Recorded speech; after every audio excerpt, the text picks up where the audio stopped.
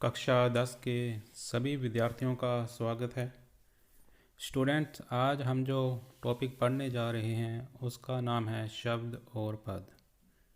शब्द वर्णों के सार्थक मेल को शब्द कहते हैं। वर्ण यानी अक्षर, अक्षर जिसमें स्वर तथा व्यंजन सभी होते हैं। शब्दों का कोई ना कोई अर्थ जरूर निकलना चाहिए।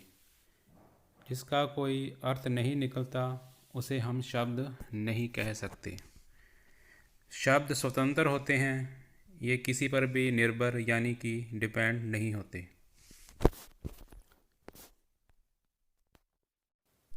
शब्द की परिभाषा की बात करें तो एक या एक से अधिक अक्षरों से बनी हुई स्वतंत्र और सार्थक ध्वनि को शब्द कहते हैं, जैसे मोहन, पुस्तक, समाचार, पढ़ाई आदि।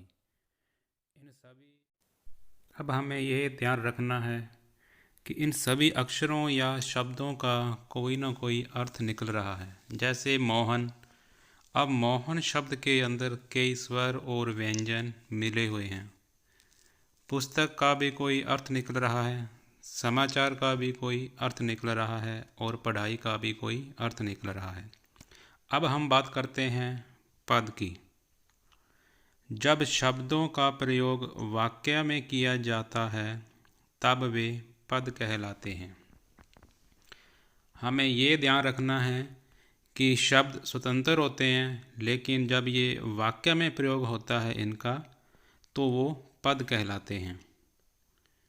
जैसे उदाहरण की बात करें तो मोहन बाजार जा रहा है। मोहन अब स्वतंत्र नहीं है, अब ये व्याकरण के नियमों के अनुसार इसका प्रयोग वाक्य में हो गया है तो इसको हम पद कहेंगे। मैंने पढ़ाई कर ली है।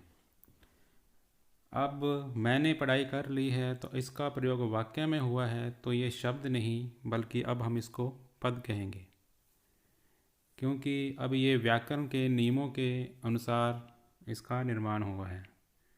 अब हम बात करते हैं शब्द और पद में अंतर क्या है। शब्द वाक्य से परे शब्द होता है और पद वाक्य में जब प्रयुक्त शब्द पद होता है। शब्द शब्दकोश में पाए जाते हैं और पद वाक्य में और भाषा में पाए जाते हैं। शब्द पर व्याकरण के नियम लागू नहीं होते, परंतु पद पर व्याकरण के नियम लागू होते हैं। उदाहरण की बात करें तो बालक एक स्वतंत्र शब्द है, लेकिन जब इसका प्रयोग पद में हुआ है तो बालक मेहनत करता है, तो अब ये शब्द नहीं बल्कि अब ये पद है। धन्यवाद आप सभी का।